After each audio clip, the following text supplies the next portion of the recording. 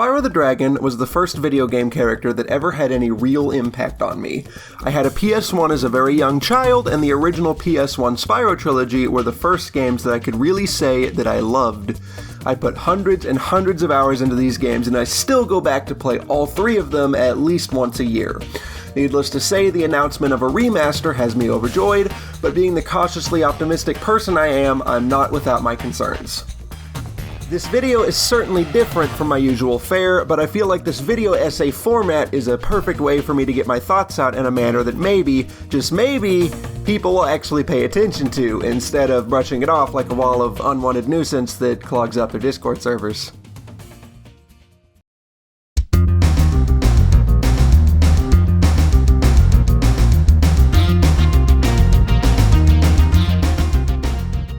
The Crash Bandicoot N.Sane Trilogy released not long ago. It sold amazingly well and is now getting ported to other platforms. This is probably at least partially responsible for the Spyro Trilogy being made as well, or at least it shows that Activision sees it as a successful business venture.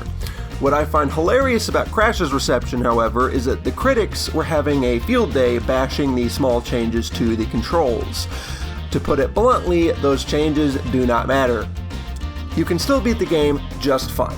For every last thing that the original game supposedly did better, there's 3 other problems that the remaster fixed.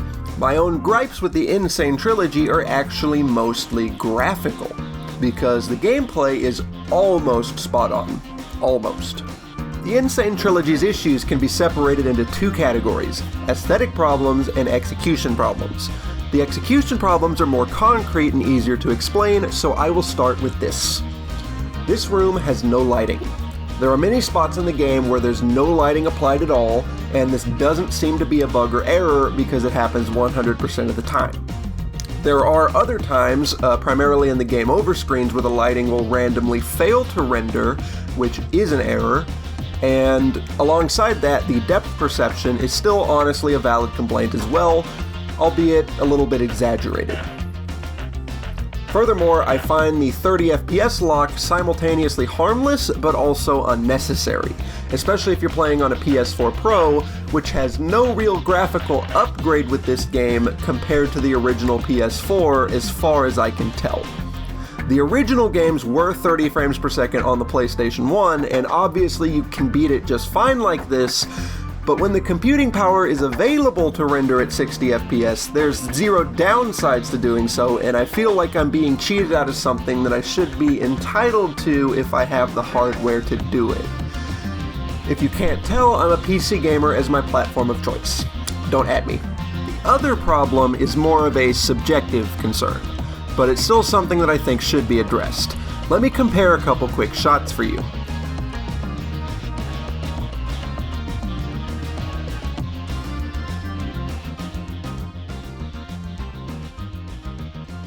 If you honestly think that this boring-ass default pose piece of shit head with the game engine's built-in opacity setting set to 70% and every other object property left at default somehow looks better than these beautifully stylized and signature Naughty Dog works of art, unsubscribe right now.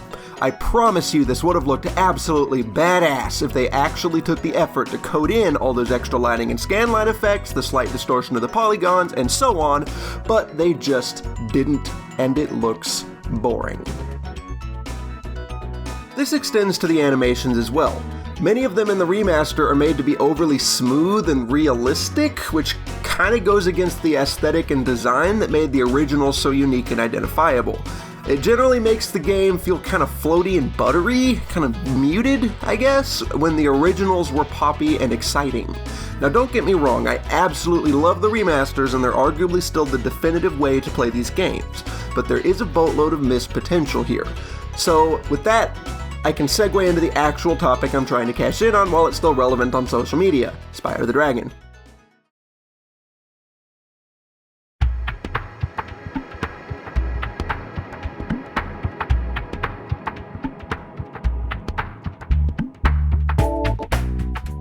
In the case of Spyro, I don't think the animation makes quite as much of a difference here as it did for Crash. The original Spyro games already had quite smooth animation, and most of its visual appeal comes from the art direction. As we can see from the screenshots we already have, this seems to be mostly preserved, albeit with a lot of embellishing, but that's fine. I'm not sure how I feel about the design of this one baddie from the first hub world. I can't help but feel like he belongs in a mobile game for some reason, but Spyro himself is an adorable, precious good boy, and I want to hug him. And that's good. Unlike a certain other character who honestly kinda should be a bit more edgy. Ratchet is so fucking cute in this movie/game. The worlds themselves change a lot of colors and mess with the terrain geometry a little, or at least I think they do based on this video right here, but most of this is rather superfluous and as such is completely harmless. This is a 100% subjective and ultimately meaningless opinion, but I honestly wish they kept the first hub world with the bright midday greens and blues rather than giving it that orangey evening look. My personal favorite Spyro levels are mostly the bright and poppy ones because they feel kind of comfortable, homey. Anyway, I'm not particularly worried about the graphics based on what we see thus far. As long as they don't continue with this trend of robbing me of my precious bright and happy daytime, everything seems fine in terms of graphics. As for the controls, there's always the importance of depth perception in a platformer, especially one with this much gliding. Movement of Spyro himself should also be snappy, and if I'd change anything from the originals, I'd make it his turn speed. As much as I like watching him actually turn around, it has caused me to fuck up several landings due to jumping from a different point than I intended to. Otherwise, there's things like acceleration time, stopping speed, general movement, friction speeds, all of which could definitely be obnoxious if they do it poorly, but I still don't think it would be completely game-breaking as long as it's not, like, horrific. Ultimately, this really should be left how it was, since the level design is largely based around Spyro's movement, because, of course it is. But knowing how remasters tend to go, I'm gonna have to expect them to do some changes. My biggest concern by far is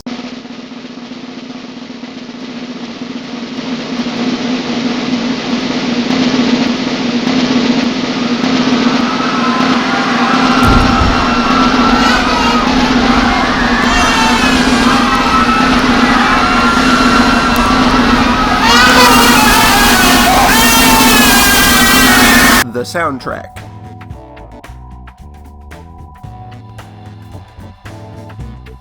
To illustrate my point more clearly, let me give some examples from two other remastered games. To start,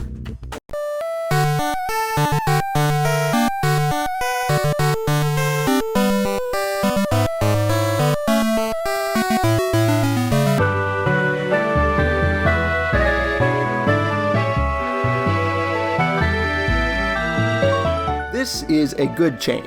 They slowed down the song and added some instruments to really embody the atmosphere and the mood of the environment, but they still maintain the original creative integrity present in the original track. I may sound like I'm pulling shit out of my ass and taking bleep bloop noises way too seriously, but I promise you the original will be a masterpiece, and the remake only improves it. This is an absolutely a-okay way to revitalize an old song. Plenty of other tracks in these remasters are actually way more faithful to the originals, opting to simply update the instruments to take advantage of the better sounds, but otherwise they leave it mostly untouched. I'm absolutely fine with that too. Both of these options are perfectly acceptable. Now here is how you don't remaster music.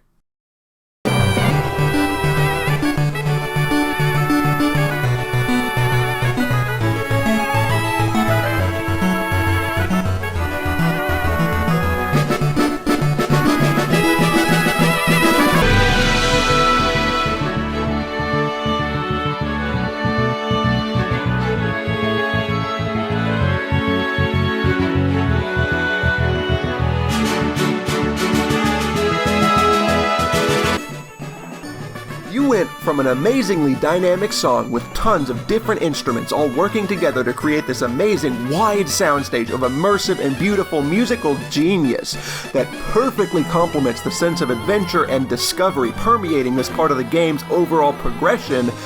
Then he went to just flat and boring orchestral mediocrity.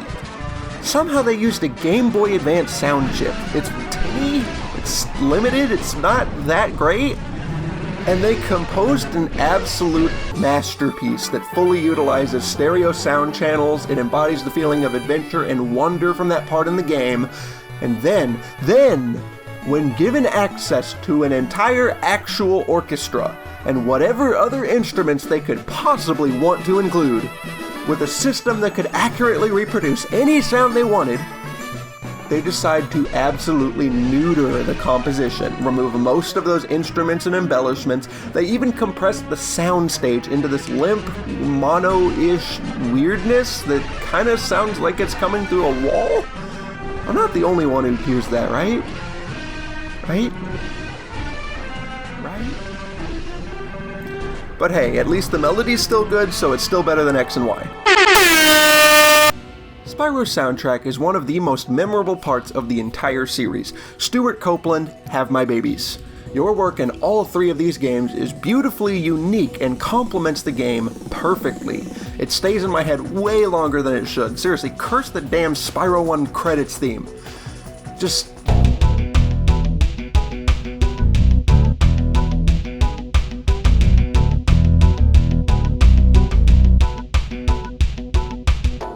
seriously, you deserve so many awards.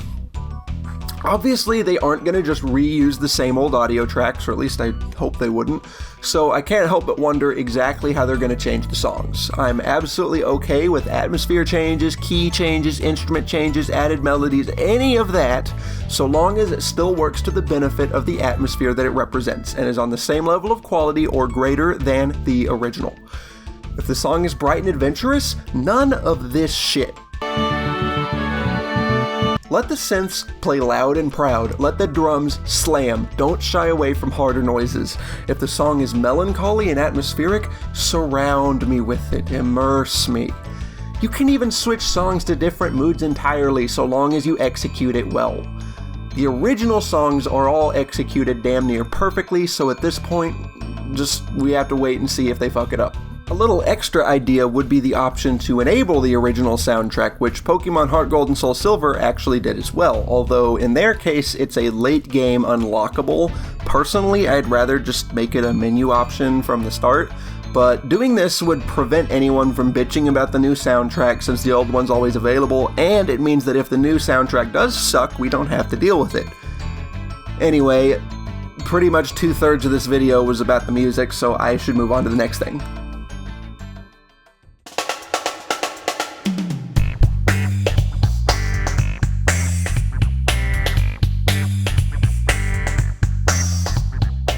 As with any remaster, the optimal final product should essentially be improving a masterpiece to best utilize the new technology and the resources that are now available to exist in the best possible form that it can. Changes should only be made where necessary or where it entails nothing but improvements, and otherwise it should preserve the creative integrity and design of the product upon which it is based.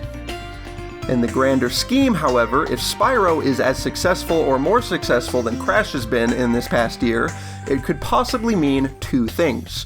Either Activision could revitalize Spyro into an active property once more and continue making more games, or this could prod the industry as a whole to consider making more 3D platformers. Games like Yooka-Laylee and A Hat in Time were the forerunners of this modern revival of 3D platformers that's already happening, but I think it's big companies like Activision who have the power to really solidify it as a mainstream genre once again.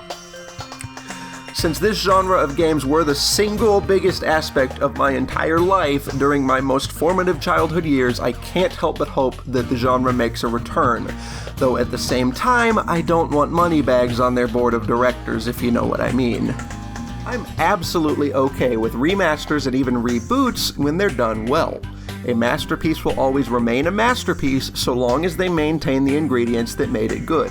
Even if they are somewhat of a cash grab because remasters are comparatively cheaper to produce than a proper new game, I'm still not opposed to getting the opportunity to make a great game even better and to experience it in its ideal form. I mean, shit, would you rather pay $60 to play a package of several wonderful, excellent games that you've already played before, but refreshed and revitalized with all sorts of cool new stuff to make them fresh and new again? Or would you rather pay $60 for a disappointing chunk of one game that costs upwards of $200 to get the full package? Between the two AAA trends right now, I greatly prefer this one.